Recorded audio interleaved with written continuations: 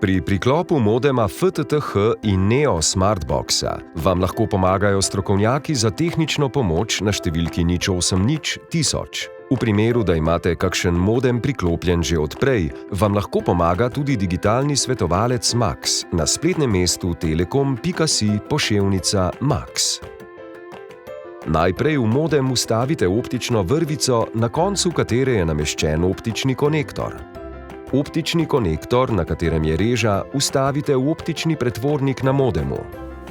Potem vzemite napajalnik in ga vstavite v modem.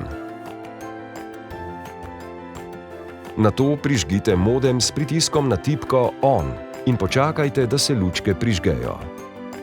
Prižgane lučke pomenijo, da se je optika sinhronizirala in da internet in telefon delujeta. Če brezžični internet, Wi-Fi, še ni nastavljen, ga lahko nastavite s pomočjo digitalnega svetovalca Maxa.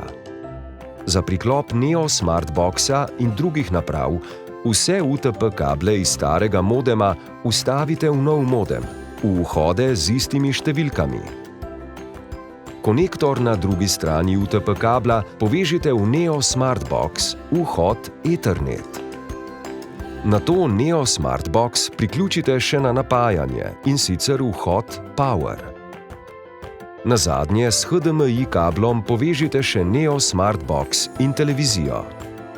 Kabel vstavite v vhod HDMI na Neo Smartboxu in na televiziji. Že v nekaj trenutkih se na televizijskem zaslonu prikaže slika. Če se slika ne prikaže takoj, se pomaknite po programih gor in dol. Če se mora Neo Smartbox še nadgraditi, počakajte še na zaključek nadgradnje.